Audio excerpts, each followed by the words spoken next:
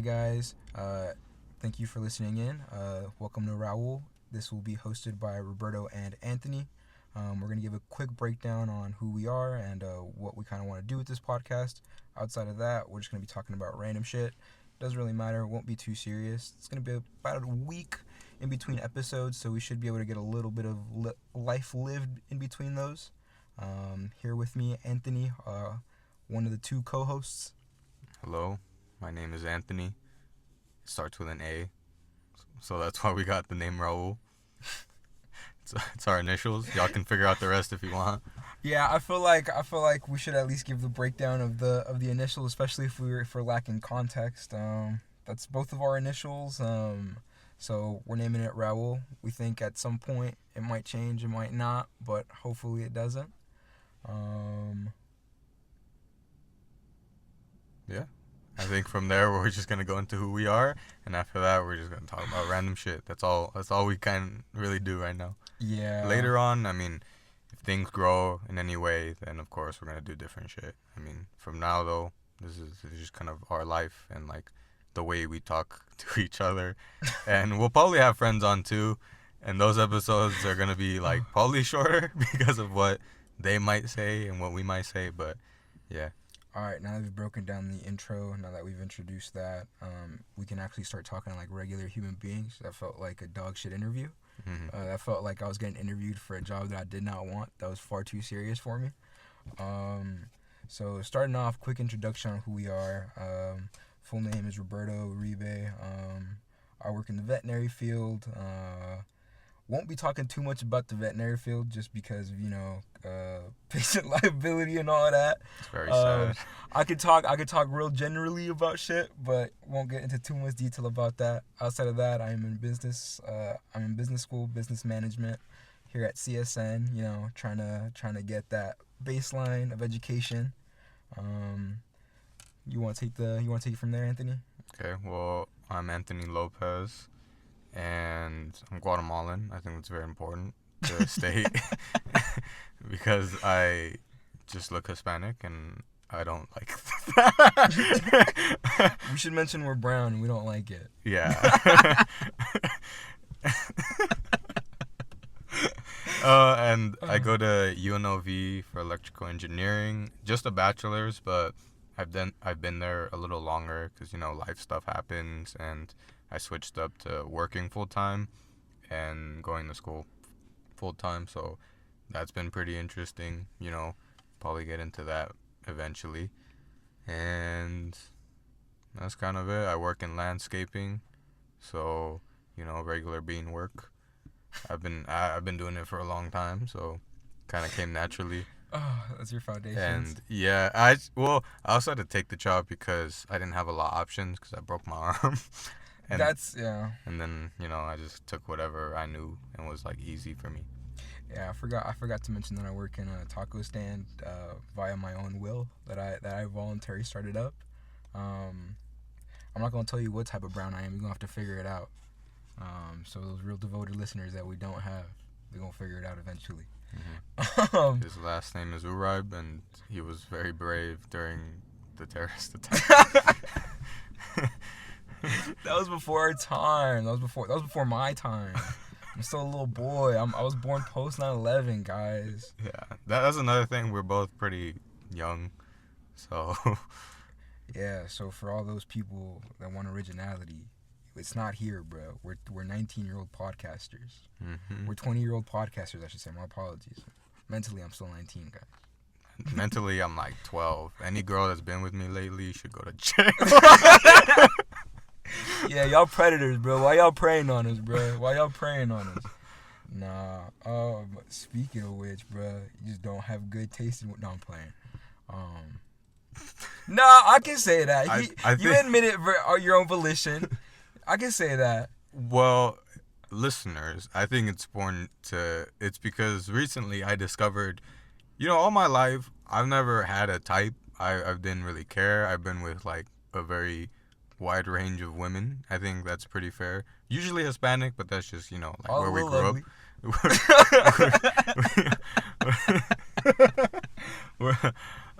Where we grew up, so that's just what we're around. But like, I guess recently I realized if they're medicated and have really pretty eyes, I think that's what gets me in.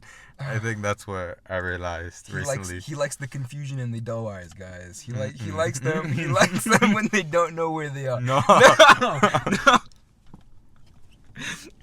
No. No. You want to continue? Continue. They just so happen to be medicated.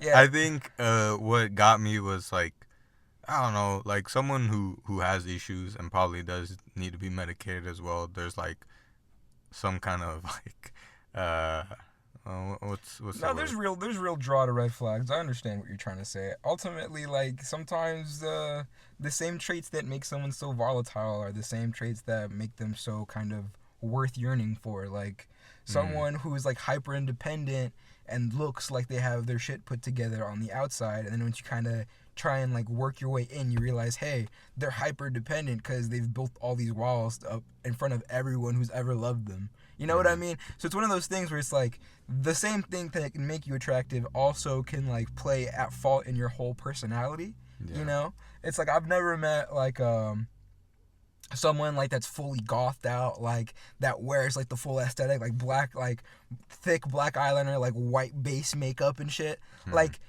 that comes with being a certain type of person. You know what I mean? Like you don't yeah. get that without getting this on the back end of it. Hmm. So I think it's one of those things where like I understand what you're trying to say ultimately. Yeah. Well, there's also a sense of relatability where I guess sometimes I feel like people follow red flags because maybe they see that in themselves, and and Mm. for them they're just like, oh, you're just like me, but like the thing that like relates you guys is not a good thing, you know. I get what you're It's saying. like meeting the other, like the maybe the second most drunk person at the bar and being like, we're the same. Yeah, like I think it's kind But of like that. yeah, I get what you're saying. I mean, yeah, I think so. When you're saying stuff like that, right? Like Mm. when you're kind of associating those same traits that you see in yourself with other people that you're kind of attracted to, is Mm. there kind of a back end where you're like low key playing Mr. Captain Save-A-Ho, where you're like, I could show her the right way to act. Like is like you know Mm. like that might not be the forefront of your thing, and Yeah. even if you kind of view that as a corny thing, is there still a little party that's kind of doing that you can kind of see? It definitely comes out, but it's definitely it's after being with them for a while, because maybe I've grown to have certain habits that have helped me. So then at times I feel like maybe I try to push those on people, you know. But Mm. I've always been um what is it, pretty hesitant because I also understand that they don't work for everyone. So like I would maybe push some kind of like healthy habit for Mhm. both of us to do. I'm doing air quotes, Right. and it's more for just to see if it helps them, you know. I get what you're saying Because I completely. like Yeah. walks. I love walks. Like I feel that they help me with my mental health stuff. Like no earbuds, um, no Pokemon Go or anything. I just go for a walk for an hour or something, and then Hmm. in the neighborhood, and it helps me. And I've tried doing that with other relationships and stuff, Yeah, yeah. and then they just hate it. That's fair. And but in my mind, it could start off as trying something, but maybe in the back end it's probably like, let me help you. But that is after a while. Initially, if there's issues and things that maybe is not well with them, I always um I don't think I've ever gone in the mentality of like, I'm gonna save this person. I'm very Uh-huh. okay with just leaving people behind, because in the end, if things don't work and like and you're just bad for them at the moment, or just not great together, Hmm. that happens. Like that one girl, Hmm. you remember it over the summer, Yeah. yeah, No, I know. where at a certain point we just stopped talking. That's fair. Yeah, yeah. You know, And we spoke about what we wanted, and then what she wanted wasn't what I wanted. So and like she had issues, I had issues. I mean, and seeing those, I of course I same thing where like I probably tried to like make some kind of effort hmm to maybe help her see certain things, but if there's pushback on it, then I'm stepping away. I feel that. I feel that. I mean, Yeah. yeah. I feel like I'm one of those people who like this fucked up. Like I won't play Captain Save-A-Ho, but I'll also just very much sink on the ship. Like I'll be playing the violin in the background, but I'm not going like I'm not doing really anything helpful for the situation whatsoever. I'm just like, hey guys, this kind of fucked, huh? But I'm still actively in the situation. Yeah, that's fair too. I feel definitely with my longest relationship, I had both of those moments where we were both sinking and I was there, and other moments where I was like, we can change together. When it's more like, I think you need help. Yeah, I don't know.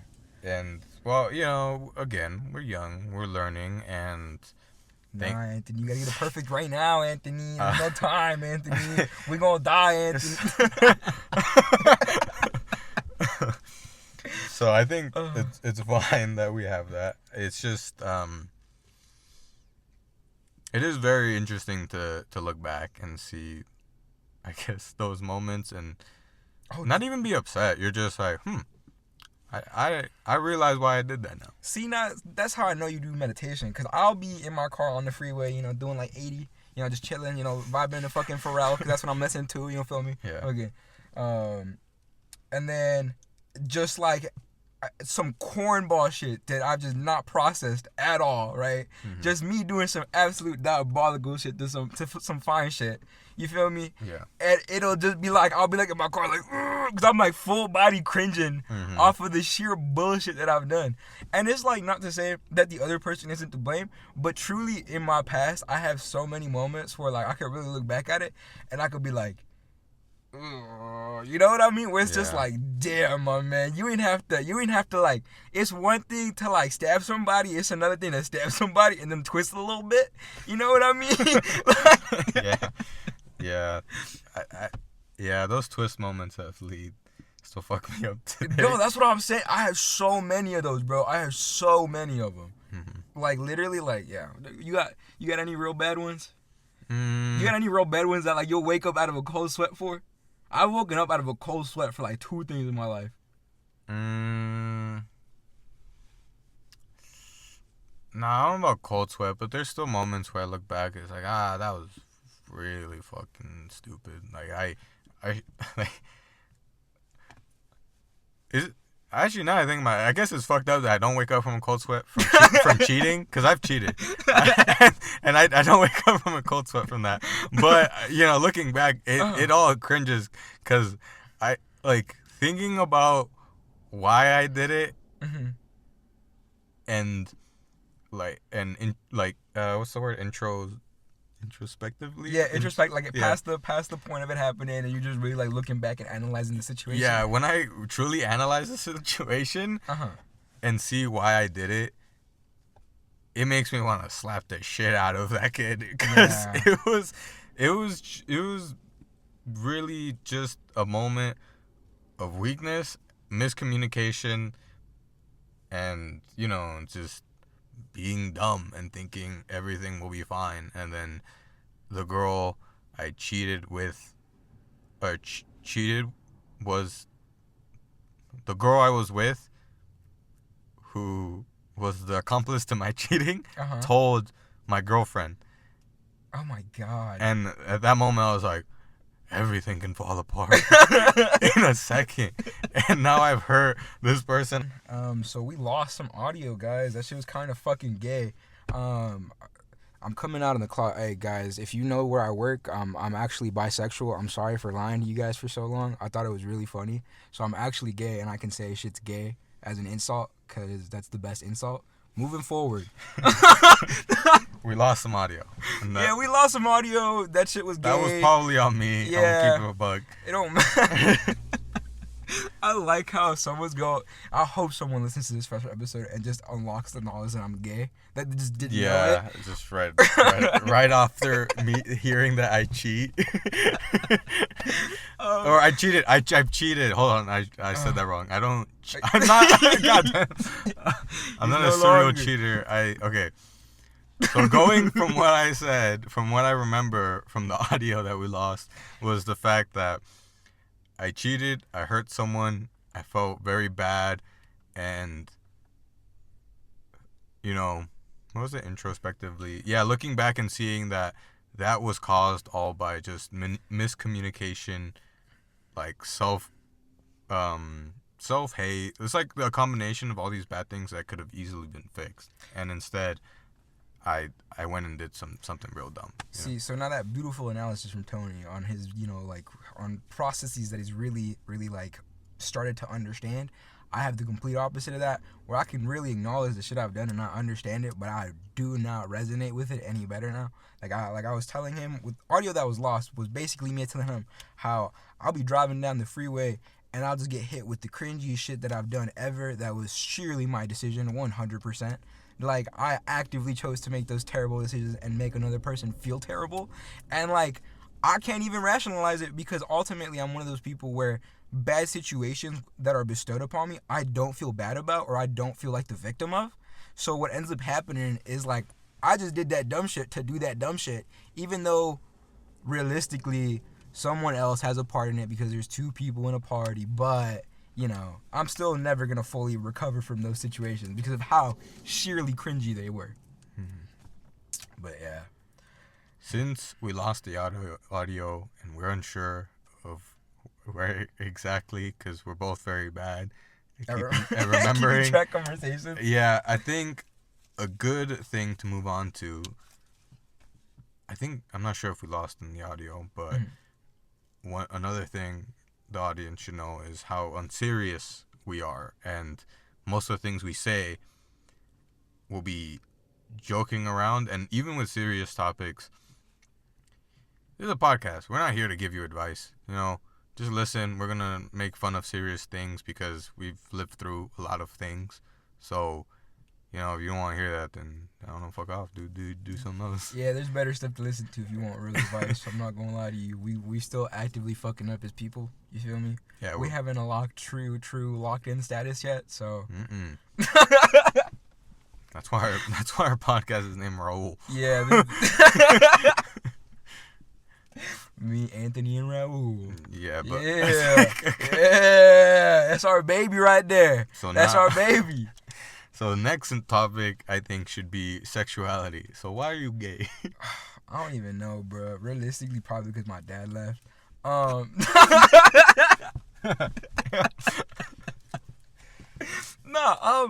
That's a really good question. Cause okay, real shit right now. Mm-hmm. I wasn't always gay. As a little boy, I remember being gay, bro. I'm not gonna lie to you. I was never like, damn, fine shit over there is fine as hell. And fine shit was a man when I was little. Mm-hmm. So I don't know when the fuck that happened. Like, I want to say after puberty is when I got real fucking gay. But I can't attribute a singular, like, moment to that. Like, at a certain point, I was like, hey, man over there kind of cute. But I will say this. I do have a preference for, like, extremely feminine men regardless of the situation.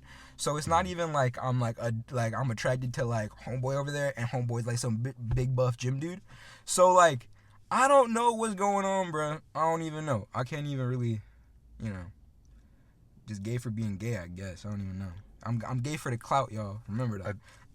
I don't know. I think it brings up. I don't know a lot about gay culture and, like, maybe is gender studies kind of involved that? I don't know. Like, into the study of, like, why and maybe certain philosophies or, like, mental things that go into it. But one thing that is very interesting that is, like, as we're learning and, like, moving forward with acceptance and things like that, it's very interesting to see that I guess a lot of guys are like bi or seeming to come out as bi or gay, and but that's I'm trying to think of I thought about this the other day where it seems like more people are realizing how much of a spectrum sexuality and, like, gender and all these different aspects that you may just feel it, how big of a range feeling can influence who you are and, like, the way you want to live your life. Like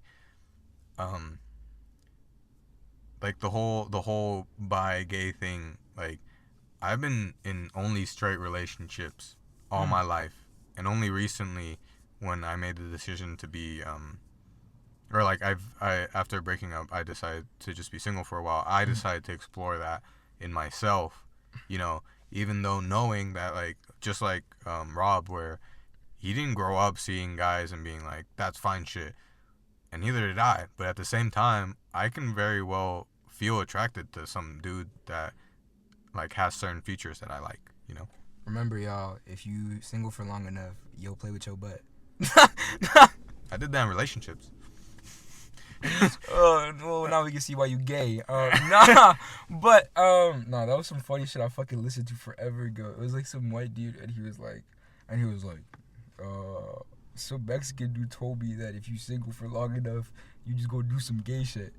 And I don't know if I necessarily believe that's correct, but I think if you single for long enough, you'll definitely start looking at other avenues to get at somebody. So I think in some part it's also that like we're in a loneliness epidemic, and I think that genuinely does play a part in like people's sexualities, because a lot of like if a motherfucker's starving, he's willing to eat a rat. If a motherfucker got a fucking piece of steak right in front of him, he's probably not gonna eat a rat. I'm not saying that men are rats in this situation, but what I'm saying is lack of abundance, like increases people's like willingness to do something. You know what I mean? I think that's fair too. Maybe that and like the idea of less social pressures to not do that makes you maybe explore certain areas. Yeah, I think a lot of it is a social taboo. Ultimately, it's like just what people consider like deviance from what the social norm is. But I don't know. I think in the future it's gonna keep progressing in terms of like openness, like, and then at a certain point, like society is gonna be like that's bad, and then we're gonna go into social regress, and then we're gonna go back into being like alt-right and shit, and then this might not even be in our lifetime, but it ultimately goes in cycles. You know what I mean? So I just wonder how gay as a society we're gonna get before it caps out and things get real right-wingy, you know what I mean? Because I think that kind of happened a little bit right before the pandemic and a little bit after the pandemic. Like, shit got super gay, and then people were like, hey, guys, this kind of corny, y'all. And then, like, they kind of, like, people, like, the biggest example is, like, the whole LA movement into Texas, and how so many people kind of changed, like, their whole personality because they now live in Texas, which I think is kind of funny, but at the same time, I'm one of those people who will literally copy someone's accent if I speak to them long enough. So it's not like I'm fucking immune to it at all. Yeah, we're just very social creatures. We're just so good at being social that it will straight up change just who you are. Yeah, you are your friends, dude. Yeah. Yeah. So, Remember, your mom was right. You are your friends, bro. Yeah, so start hanging around some cool motherfuckers, or else you're gonna be lame as hell. Yeah. Don't hang around creepy people. You become creepy, bro. Real shit. Oh Real shit. Real shit. Bro, there's this motherfucker in high school that was super creepy. This guy. We're gonna do our best to give you the stories without names because we still living in the same space. We haven't moved. We're actively still engaging with these people at some capacity sometime. Yeah, that's fair. Like you might not be friends with them, but you might see them in the grocery store one day. Yeah. So, yeah, I don't know. Just hold on. Before I move on to that story, there's people who explore things because of maybe certain social things of like loneliness and that. But guess what? I'm brave. I like the butt. I'm not lonely. I went out there because I'm a real man. This is like when you call someone broke and they're like, motherfucker, I'm everything but broke. Motherfucker, I might hit my wife, but I ain't broke. That's what that's like, but I like it. I respect it. You ain't lonely, Anthony. You just want that boy butt. I respect. Not boy, that man butt. That grown man butt. But don't be creepy, guys. Look, whatever. One thing I'm very thankful for, no matter how weird our friends were, they were never creeps. Full on creeps, yeah. Yeah, we would say like very dumb things to each other, but never full on like caught my homie peeping on the neighbor, like thankfully we might have peeped on each other, boy, but and that's fine. That's your homie. For real. Consensual peeping, man. What's that one thing you want to pay me for? I'll watch your whole family eat dinner.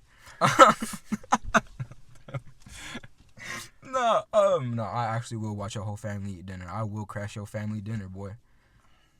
And I'll just stand there awkwardly on the sidelines. then I'm gonna sleep with your dad in the background, and your mom's gonna be real upset. Yeah, boy. Don't actually invite us, boy. We might get Invite- real freak. Invite us, boy. We might get real freak now. We gonna get freaky. We not gonna get creepy. Hey, I think that's a good slogan. Live your life, be freaky, but don't be creepy. Hell yeah. Hell There it yeah. is. That's a There we shirt. go. Anyone yeah. listening and make a shirt, Raul will come after you. For real, I'm gonna stab you and I'm gonna twist it, bruh. Keep playing with me, bruh. Actually, that might have been cut in the audio. You might not know what the fuck I'm referring to. No. But yeah, I think have fun. Don't be weird. Don't hurt people. That's all you can really do in this life, man. Mm-hmm. And that's why we're doing this. Another reason, because sometimes it's just funny to look back and go through all those weird memories you have, and hopefully Raul can help you remember that kind of stuff. For real, man. Let the homie Raul. The homie is me and Anthony. Mm-hmm. Let the homie Raul take you back some. Damn, I'm getting a little creepy on the podcast. I'm sorry, y'all. I'm breaking my own rules, y'all. I'm sorry. I'll pipe down.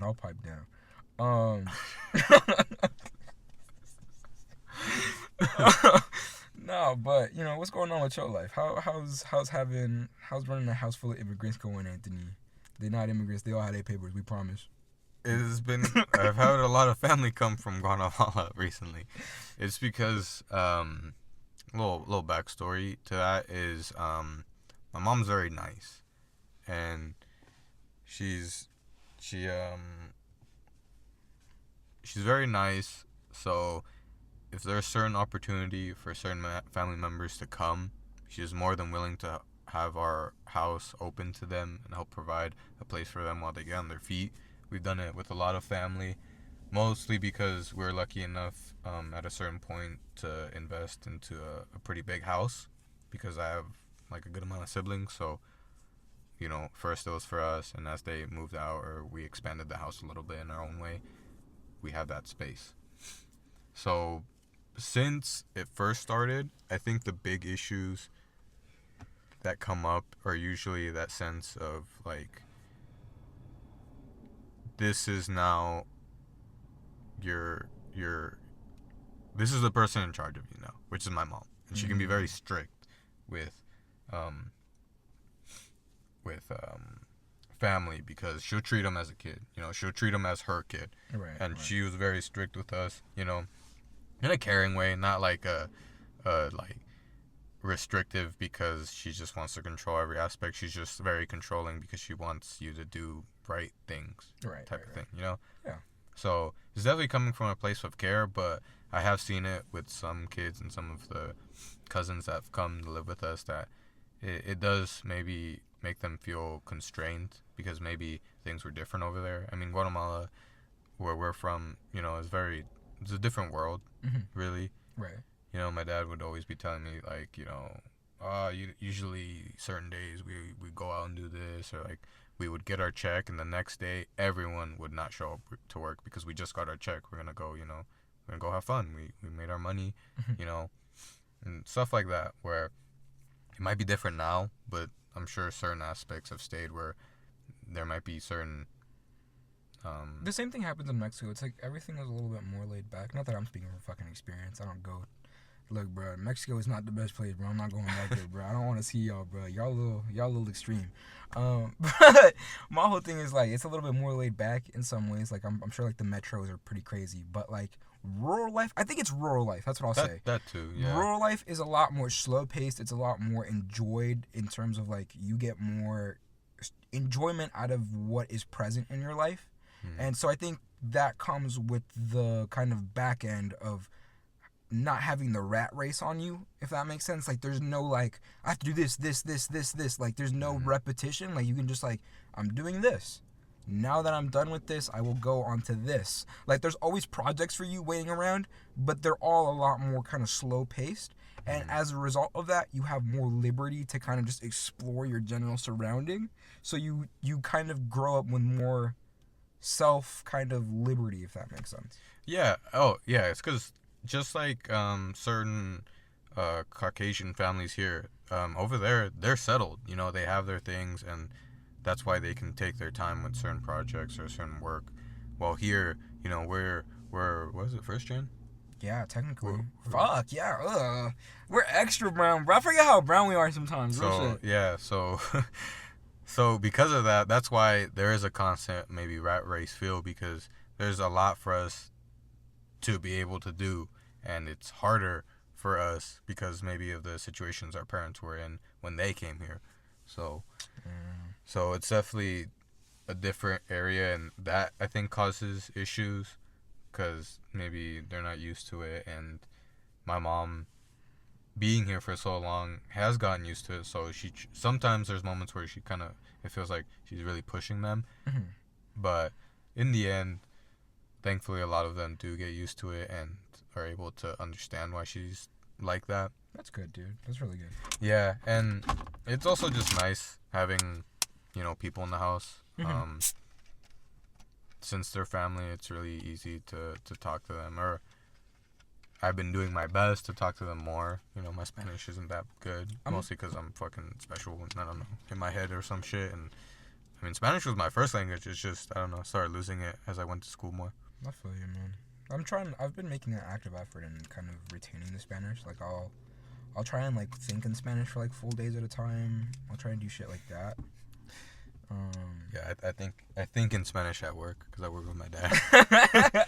No, yeah, I was talking to Kevin about that. Kevin is one of our friends. He'll eventually be on this podcast, y'all.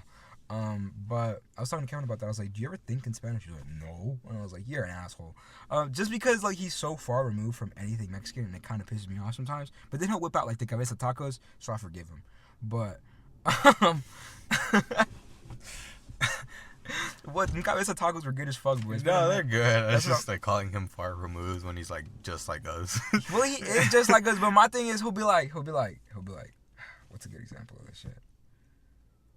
Fuck. I'm not gonna be able to put up. It's just sometimes the shit he says about, like, someone speaking Spanish will pull up to our food stand, and some of the shit he'll say about them speaking Spanish, even though we're literally selling tacos to that person. Yeah. It's funny to me how he'll talk so much shit, but it's also the way he talks this shit that makes it just be like, I don't know if you really like Mexican people, but no, I'm sure. Nah, if anything, he's probably more Mexican than I am, bro. He has. What would make him more Mexican than I am? His dad. Oh, he has chickens. I used to have chickens in my yard. He currently has chickens in his yard. So by default, he's more Mexican than I am right now. Yeah, on the scale, he's beating them. No, he's not. He's beating by a little. Look, like he has the food truck with me, you feel, or like the food stand with me, but he also has chickens at his house. So, like, realistically, I think it's still outweighing me. You also work at a vet, and he works Construction. Yeah, so that makes sense. There we go. But he is very light skinned, so that I think that takes away from the construction. Fuck, we might be even, dude. I'm more brown. Yeah, you're right. We might be even, and I speak more Spanish. And we might. Damn. Just equaled out. Damn, I'm sorry, man. I'm gonna be a hypocrite. I'm sorry, Kev, if you're listening. Where was I going with that? I don't even know where I was going with that. But ultimately, sometimes I feel a little jealous because you be having, like, little kids and you be having people that you have fun with, and then, like, actual crackheads pull up to my home when we invite them over. So it makes me a little upset sometimes. But it's good that you're connecting with your family like that. I think it's very important, and I think it's a really beautiful thing. Yeah, I think what happened last year, my uncle passed away, and it really made me realize, like, damn, I'm not trying to, like, talk to. Well, I'm also just, like, very probably autistic, so, like, I don't talk a lot in general. So I think that made it, like, you know, not talking a lot, and I have to talk in a language that I'm not too confident in. Right. Makes it a little harder. But after that happening, it made me realize, damn, I really should talk to these people, because, you know, they are family. There is some care for each other, just because that's thankfully how my family is most of the time. I feel you, dude. That's good, dude. It's really good. Yeah. So it's been fun, and for some reason they always call me, well, the kids always call me uncle. I'm their cousin. I told them that the other day, like, huh, you are, huh? They're gonna start disrespecting your ass moving forward. Nah. Well, I'm also a lot older than them, so it makes sense if they call me, like, uncle too. Yeah. I get it. I think it's funny when you're like, when your uncle. Have you ever had an uncle be younger than you? By technicality? There's probably one out there. Nah, actually, no. I don't. No. I don't. Yeah. I've heard that a few times. Yeah, like, there are people who have uncles that are younger than them. I think it's really funny. That is really funny. You have to call like some little motherfucker Theo. Yeah. But, Anthony, you gotta keep it going. The dead silence. Sorry, the dead silence is losing us views that we don't have, Anthony. You can't reminisce. You can't think about it. You just have to let it out, Anthony. It's the autism. It speak for me, brother. Speak for me. It hit where I just think and zone out and shit. Yeah, just your fucking vision goes like this. Because when you said that, I thought about my cousin, who's very young, and my uncle should not be having kids at his age. He's not like old. It's like Theo Edgar. Okay. He's not old, but at the same time, they're getting older and they still have kids they're watching over. I don't know about having new ones. Yeah, that is kind of. Diego. I had a person. What's up? Diego. Diego, remember the little kid, or was that Angel that was playing with him? No, it was me. It was me. Yeah. That's theirs. Yeah, Diego is their kid. Holy shit! I thought it was one of their kids. No, that's why. Maybe that's why I think maybe they shouldn't be having kids because they're already like grandpas. Yeah. But hopefully everything's fine. I'm still their family. We're still there. Yeah, I feel you. I think. I had an old mom. Like when I was born, she was 34, 36. Mm-hmm. So she was already older. Like by the time I was 4, either by the time I was 4 or by the time I was 6, she was 40. You know what I mean? Mm-hmm. And it's like I was a very rambunctious kid as a little kid. Like I was pretty chill, but like once I could stand and start doing shit, like I wanted to go out and do shit. Mm-hmm. So yeah, I think it was one of those things where like it was really draining on her, especially because a single mom. Like fuck, that must be super fucking draining. You know what I mean? So it's like there's just no energy for the kid. So I think it's one of those things where it's like, yes, have kids young, but also you can fuck up your kid's life pretty bad if you don't have your fucking bearings on you when the time you have them.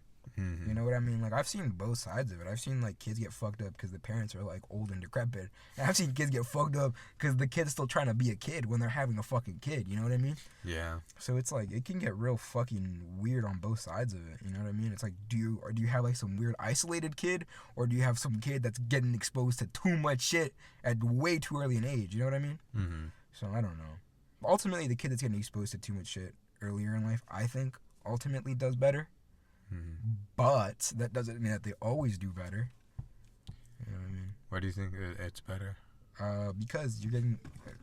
Yes, like, it's the whole child actor thing, where, like, sometimes, like... Well, not the whole child actor thing, but I think it can be related to, like, maybe child acting, where, like, they get exposed to a lot of shit, and some of them do go off the bandwagon and never come back, you know what I mean? But a lot of the time, sometimes the sheer experience that they've gained from such an early age makes it so that when the time they're, like, 35, they have the experience of someone who should be, like, 70. And, like, imagine what that does to you. Imagine what, like, having the brain of a 70-year-old in terms of experience does to you when you're still capable of moving and talking and acting the way you want to act, and you still have the time to go about hitting the world the way you want to hit it. That's why those people kind of either they fucking skid off of the water and fucking wreck and tumble, or they skid on the water and they fucking take off. You feel me? Oh, okay. So it's one of those things where it's like high risk, high reward. High risk, high reward. And I think honestly, in a mortal life, that's the way you should be living your life. Yeah, that's fair.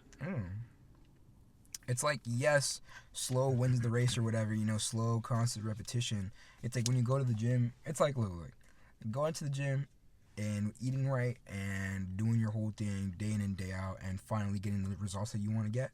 That's sick, bro. Fuck yeah. You feel me? You look good with your shirt off. You feel good. You feel me? Like you're mentally sharp. You feel me? Mm-hmm.